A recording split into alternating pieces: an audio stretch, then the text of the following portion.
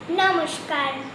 শ্রী শ্রী রামকৃষ্ণ পরমহংসদেব, বিশ্বজননী সারদা মা এবং বীর সন্ন্যাসী স্বামী বিবেকানন্দের চরণে শত কোটি প্রণাম জানিয়ে আমি আমার বক্তৃতা শুরু করছি।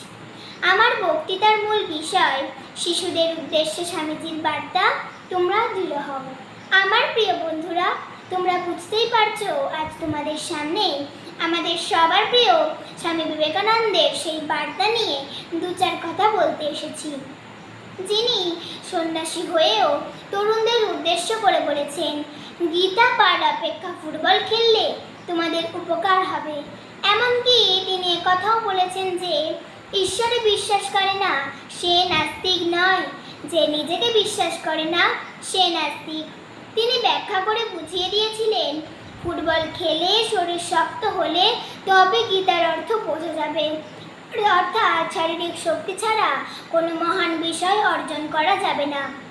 আমাদের শাস্ত্রেও বলেছে, ন্যায় মাত্মা বলহীনেন লভ্য, অর্থাৎ দুর্বল ব্যক্তি আত্মাকে লাভ করতে পারে না। তাই স্বামীজিও চাইতেন ইস্পাতের মতো দৃঢ় পেশি ও বজ্রের মতো স্নায়ু। দৃঢ়তা মানে শুধু শারীরিক শক্তি নয়, দেহ মন ও আত্মার পরিপূর্ণ বিকাশ দরকার। তার জন্য চাই উপযুক্ত শিক্ষা ব্যবস্থা, যা শিশুদের দেহ মন ও আত্মার পরিপূর্ণ বিকাশে সাহায্য করবে।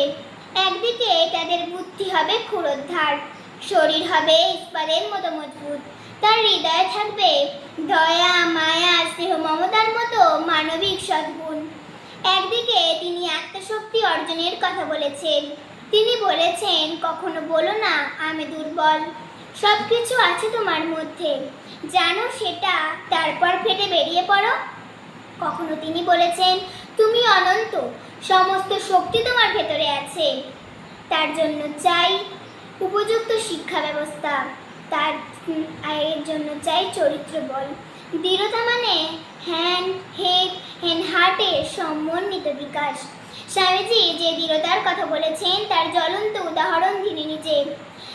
তার পাশাপাশি নানা রকম শরীরচর্চা, খেলাধুলায় পটু, পড়াশোনাতেও তার সমকক্ষ পাওয়া কঠিন। ভয় কাকে বলে জানতেন না। এ ব্যাপারে স্বামীজি ছোটবেলার একটা গল্প উল্লেখ করা যায়। তাদের প্রতিবেশী রামরতন বাবু চাপাগাছে ব্রহ্মদৈত্য আছে বলে ছেলেদের ভয় দেখিয়েছিলেন। সবাই ভয় পেলেও ছোট্ট স্বামীজি পেলেন না, কারণ তিনি জানতেন সারা রাত বসে তিনি প্রমাণ করে দিয়েছিলেন ব্রহ্মদৈত্য বলে আসলে কিছুই নেই। তিনি বলেছেন, ছোটবেলায় এত ডানপিটে ছিলেন বলেই পরবর্তীকালে আমেরিকায় গিয়ে তিনি আমাদের দেশের জয়ধ্বজা তুলে ধরতে পেরেছেন। একদিকে ধ্যানী গভীর ঈশ্বর বিশ্বাসী, আমাদের উচিত তাকে অনুসরণ করা, আরও এগিয়ে যাওয়া। আজ ঘরে ঘরে শিশুরা নানা ব্যাধির শিকার, স্মার্টফোন কম্পিউটারের অলৌকিক কাল্পনিক জগতে ডুবে আছে তারা। কিন্তু কেন তিনি শিশুদের দৃঢ় হতে বলেছেন? কারণ শিশুরাই একটা জাতির ভবিষ্যৎ।